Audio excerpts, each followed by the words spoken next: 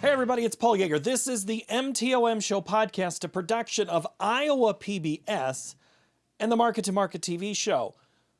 We're going to class today. We're getting to the end of the semester on the university campuses, but that doesn't mean learning can stop.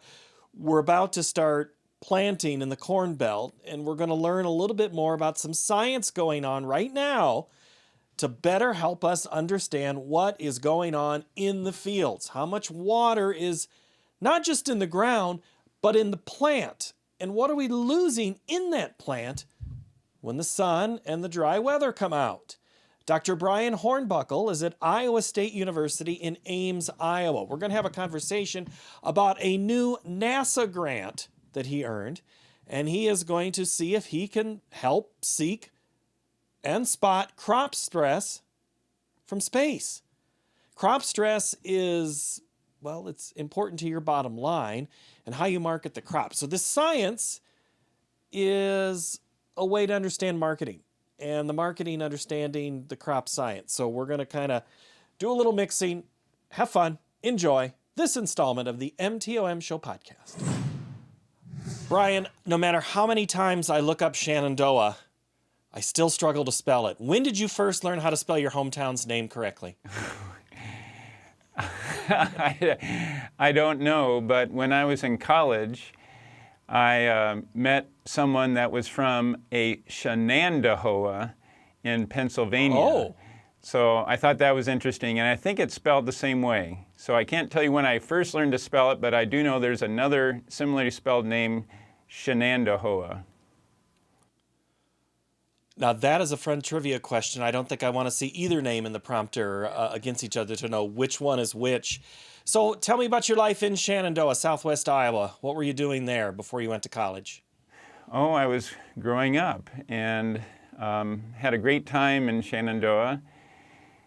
Was a part of a church there, and I had a sister and a mom and a dad, and I also had a lot of other family there that lived on what we called the farm, which was about 6 miles south of town.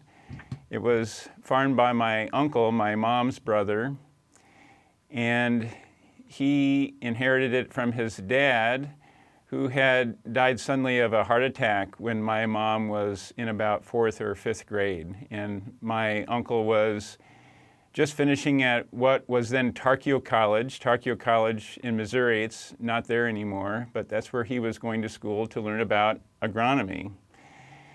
And so I would go out to the farm once in a while. Often after Sunday church service, we'd go out and eat and just be with each other. I didn't do a lot of farm things. I was a town boy.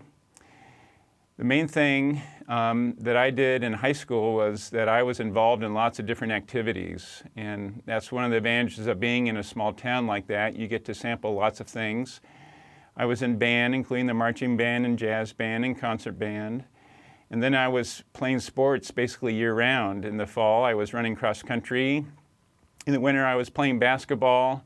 In the spring, I was running track. And maybe for 1 or 2 years, I played a little baseball, which is interesting because when I was really a lot younger, not super young, but when I was in elementary school, baseball was probably the biggest part of my life. And one of the things I remember is my dad coming home after work, and we'd go out in the backyard and we would play catch. And that turned into, I would pitch to him, and that was a big thing for us for a while until I got involved in other things. And the one thing that got me into running, which was what I did the most of when I was younger, was I was playing a pickup game of football one afternoon when I was in 7th grade, and I had twisted my knee really bad. And so that ended my football career, which was good because the one football game I played, I did a lot of arm tackling and wasn't very good. And so that ended my football career, but that started me running after I was healed. And I had a very interesting running career. My high school cross-country team eventually won 2 state championships in Class 3A, I believe. And we also eventually had a very good track team too. And so I ran a lot of distance races in track and had a wonderful cross-country team, the best team that I've ever been on in my life in terms of selflessness and wanting to do everything that they could to see the team succeed. So was your athletics is what took you to Brown, or was it all academic? Yeah, so I got to my senior year and I wanted to challenge myself both academically and athletically. And so I applied and was accepted at 5 different schools. One was Bates College in Maine. Another one was Swarthmore College in Philadelphia. Another one was Grinnell College here in Iowa. And all 3 of those were Division III schools. Very good academically, but Division III, and I wanted to really see if I could do it at the Division I level. And so that meant it came down to 2 of the other schools I applied to. One was Iowa State University, and the other was Brown. And I applied to Brown just on a whim. I got a pre-application in the mail one day, which I suspect was directed to me by a guidance counselor or something like that. And I thought, what the heck, I'm not ever going to go there, but I might as well fill out the pre-app and see what happens. So I sent it in.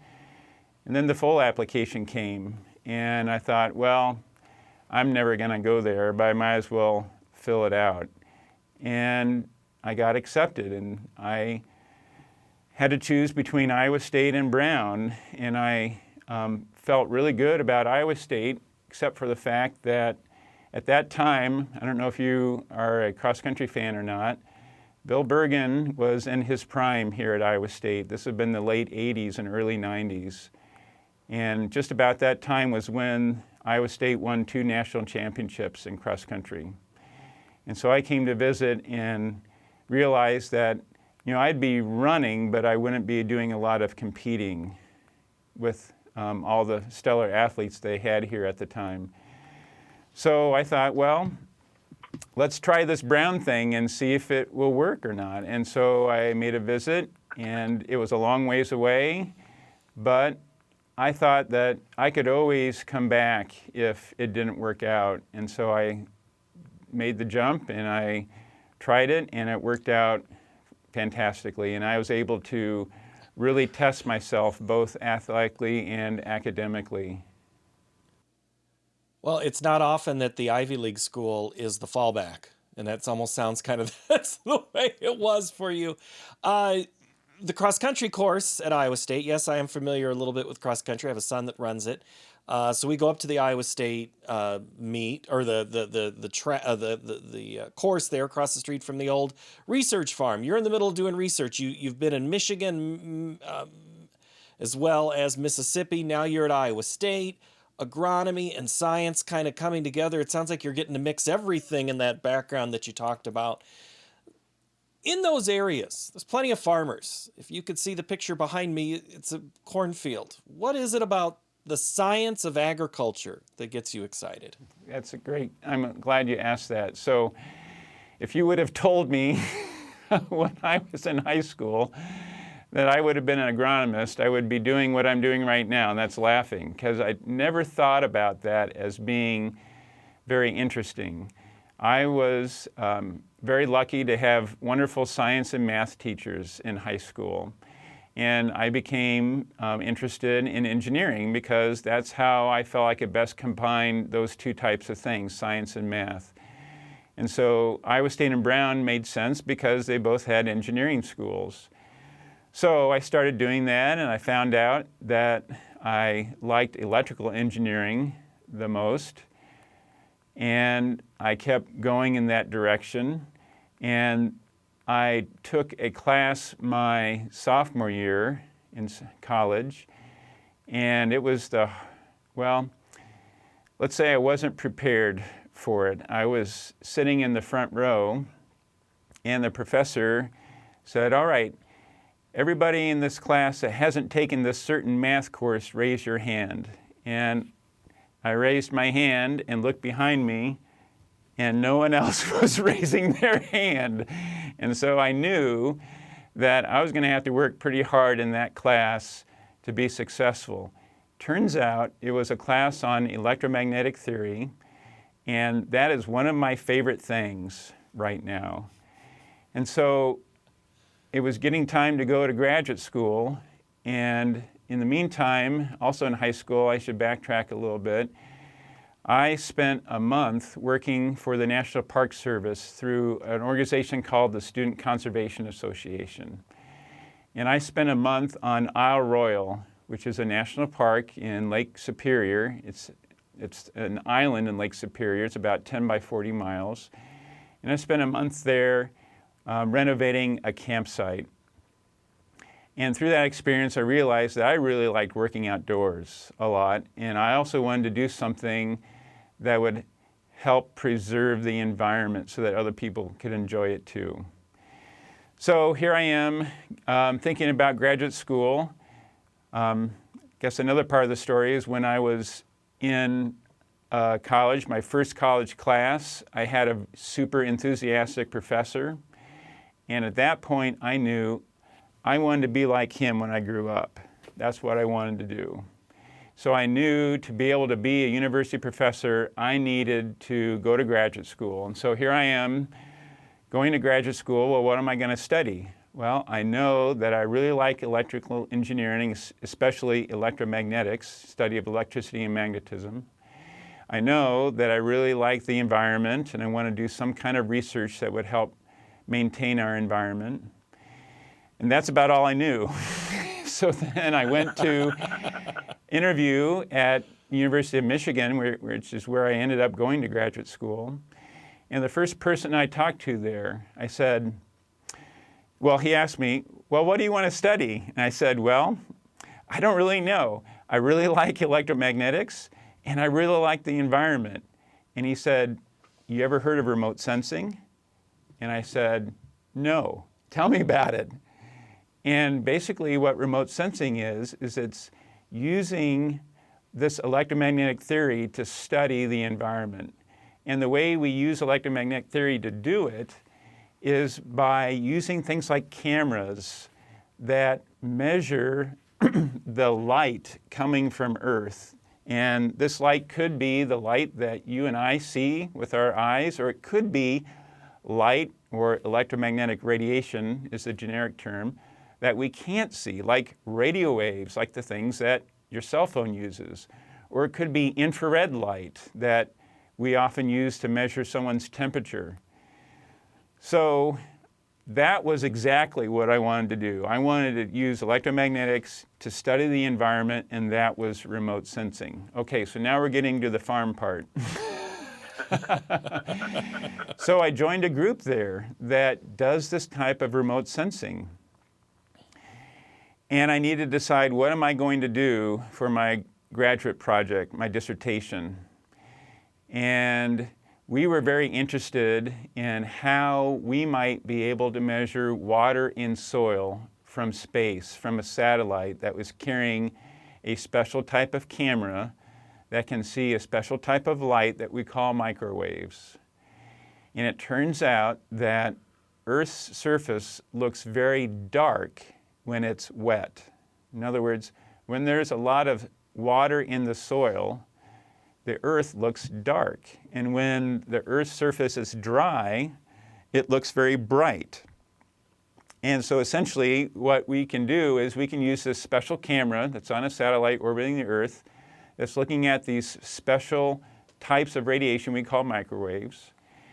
And if we see a bright signal, that means it's pretty dry, and if we see a dark signal, it means it's pretty wet. Now that's, simplifying it quite a bit, but essentially that's the physics.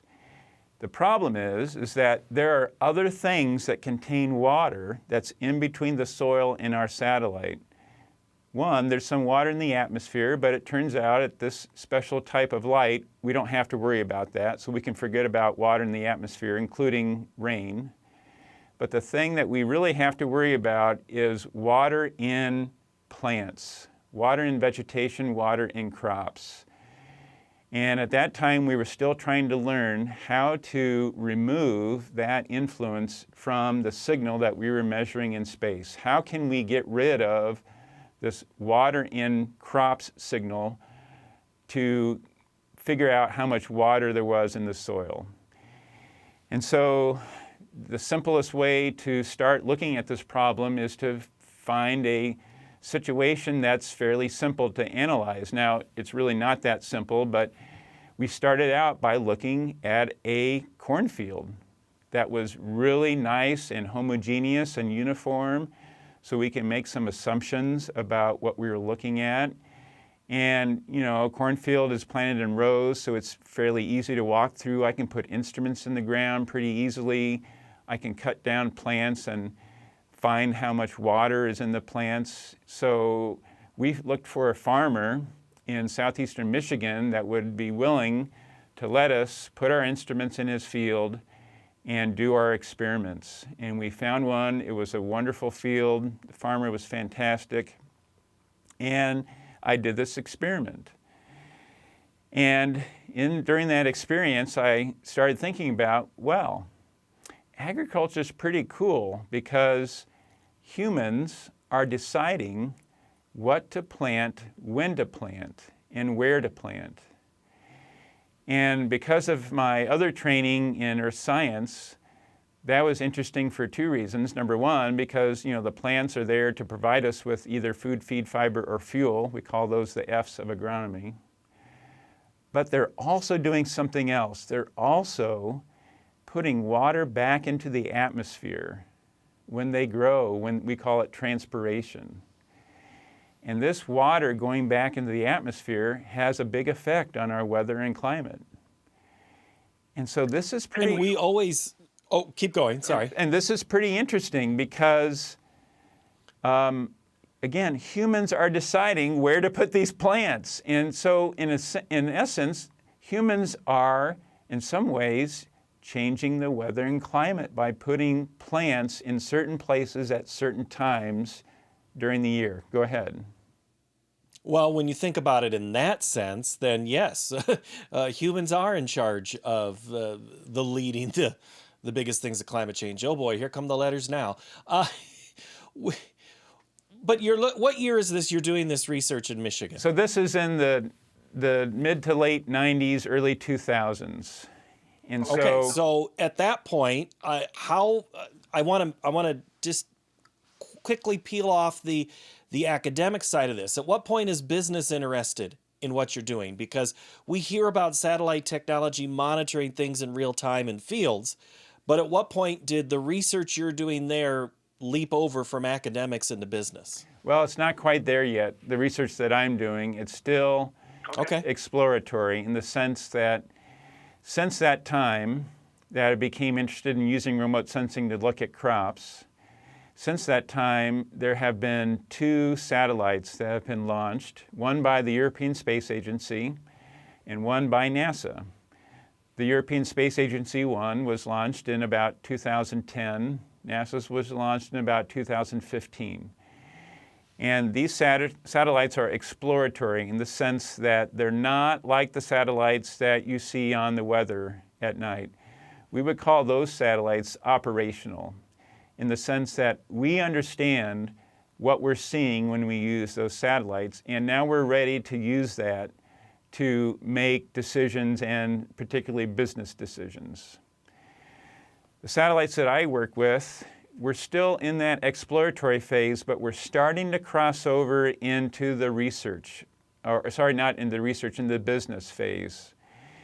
So we've had some time now to show that what these satellites are measuring really can tell us about water in soil.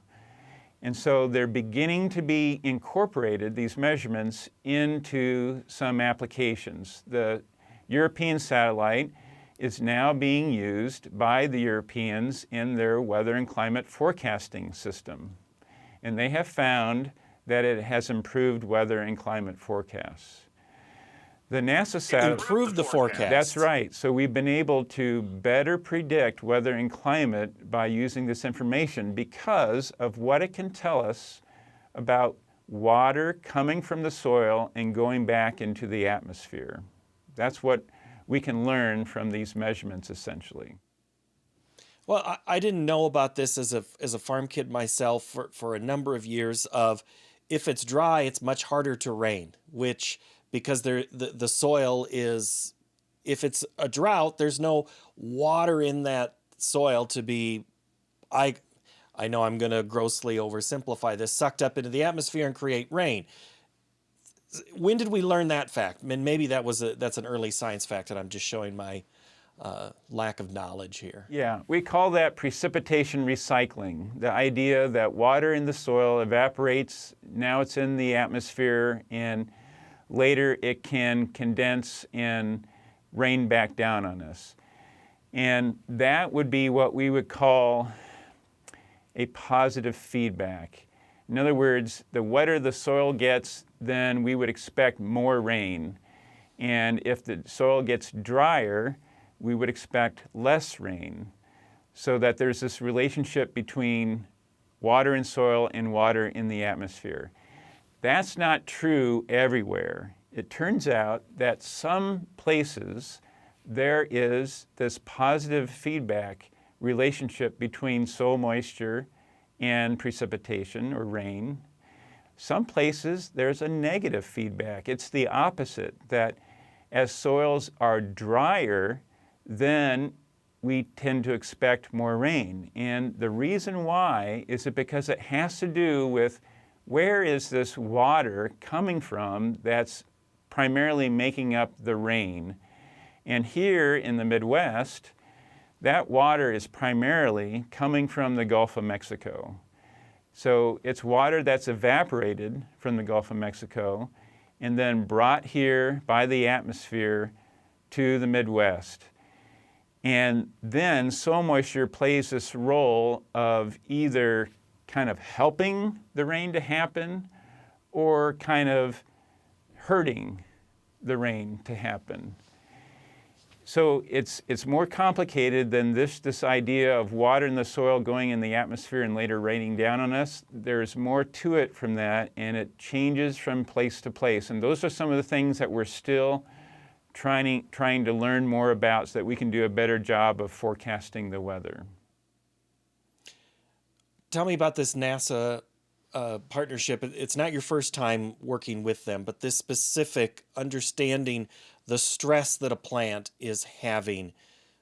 Where did the idea to move forward on this come from? Yes, okay, so in the last about 10 years, I and my research group have become really interested in looking at not just the water in the soil, but also looking at this water in plants that I talked about earlier.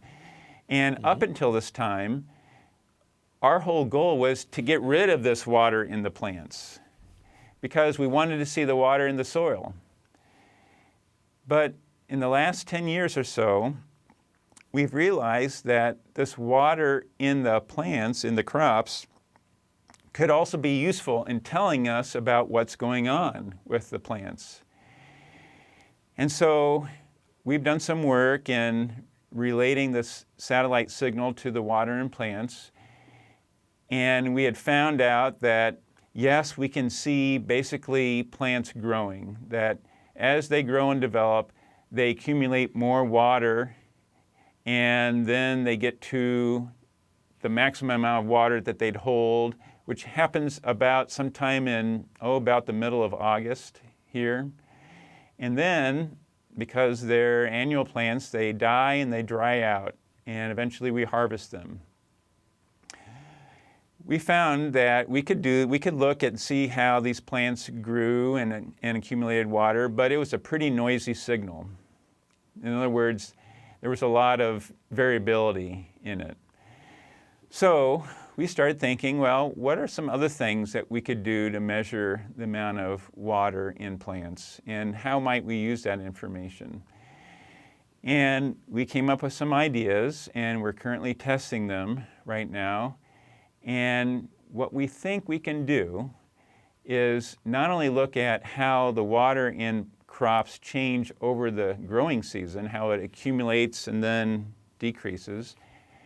We wanted to know if we can actually use these satellites to look at how water in crops changes from morning to evening.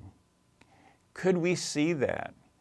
Because if we could see that, and it turns out the satellite, the NASA satellite that we're using, makes measurements in the morning and then again in the evening at 6 a.m. and at 6 p.m.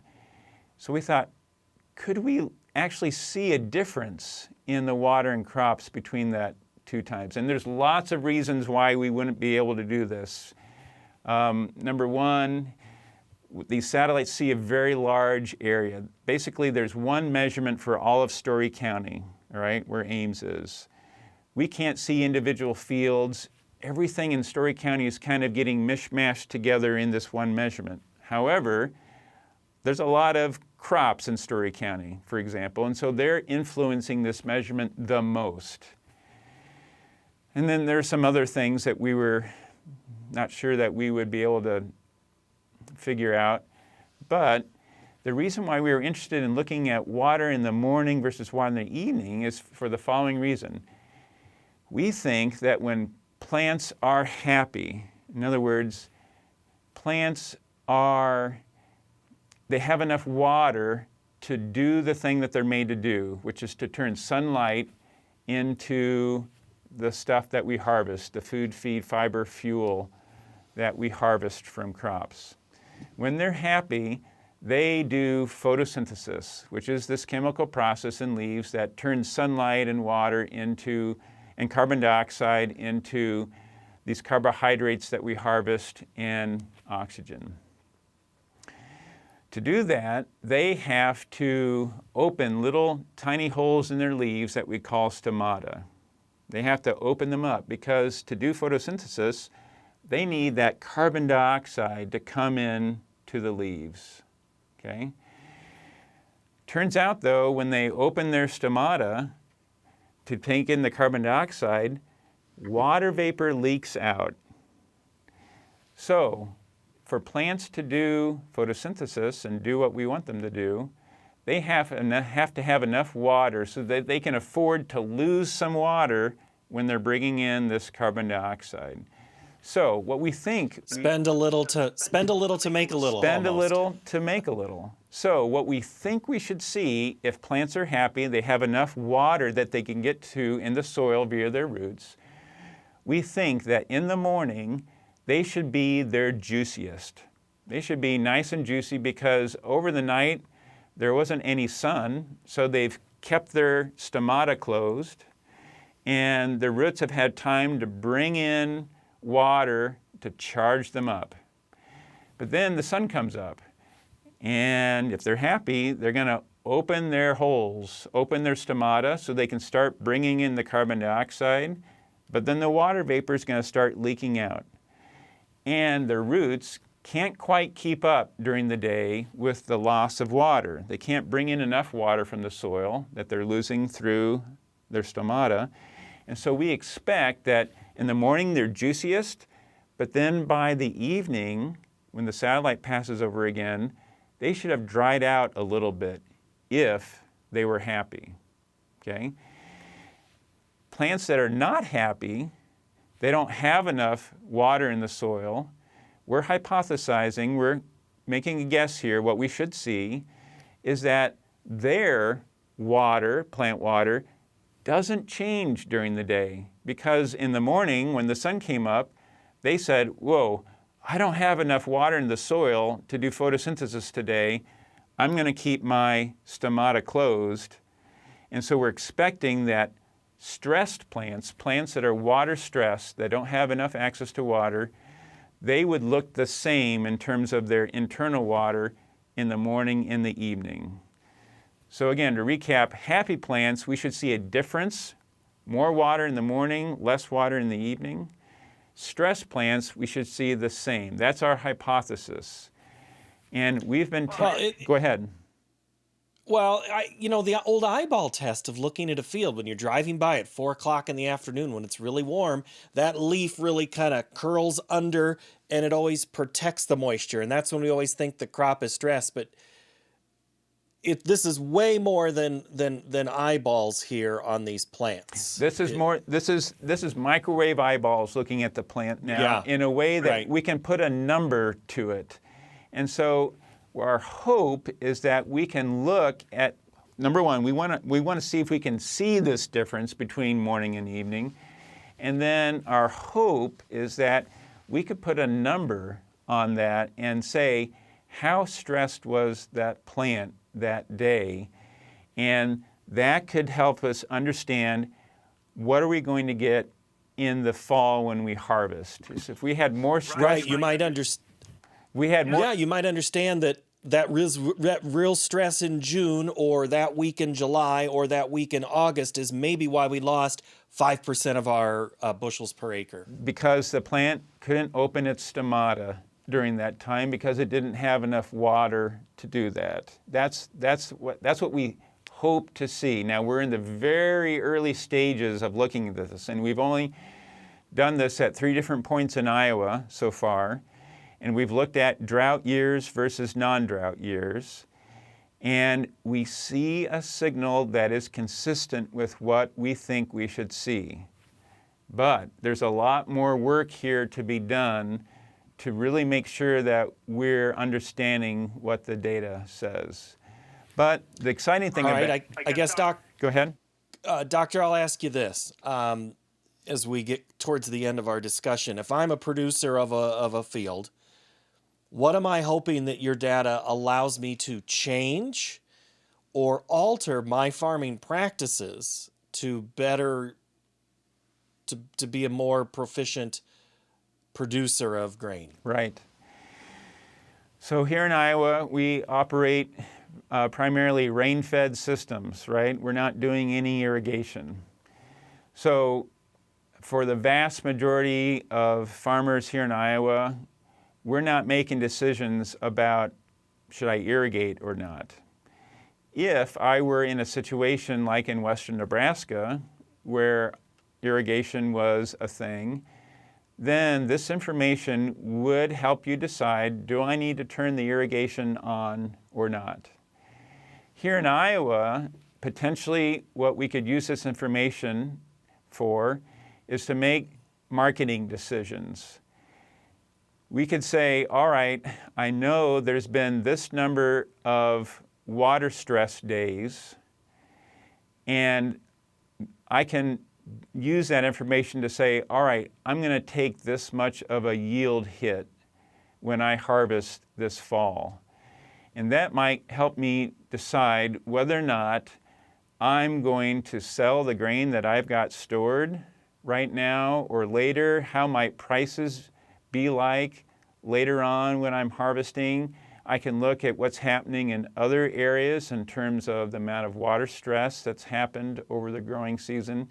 So this information will help you make some marketing decisions, not management decisions because we don't irrigate, but some marketing decisions about what to do with your crop and the crop that you've got stored in terms of prices and things like that. This is fascinating, Dr. Hornbuckle. I have to say, the science side of things is not always my strength, but to hear the science and the hypothesis that you're going for, I really think, be curious to see how this turns out. Give me a timetable on how long does this latest round of experiments expect to last? Okay.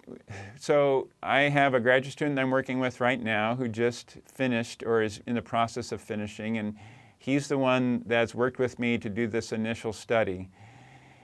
But again, there's lots of things to be looking at here. We were just awarded a NASA grant for 3 years to do this among some other things. So I'm hoping by the end of this 3-year period that we would have, of course, a lot more information on whether or not this is going to work. Are we going to be all the way there yet? Don't know. That's why we call this research, because no one's done it before. That's right. Okay, doctor, I appreciate your time. Thank you so very much for the insight. And is class dismissed, or is there a quiz now? That's up to you. I can give you a quiz if you want. Yeah, I don't know how well I would do, but that's what this format allows us to do. Dr. Brian Hornbuckle from Iowa State University. Thank you so very much. All right, thank you. My thanks to Brian Hornbuckle from Iowa State University, Iowa native, who took an interesting route to get to where he is today, and we'll look forward to see how that data and research unfold. If you have other topics you're looking for more insight from us, or just things you want to send to me, send me an email, markettomarket@iowapbs.org. Thank you so very much for watching, and have a great week.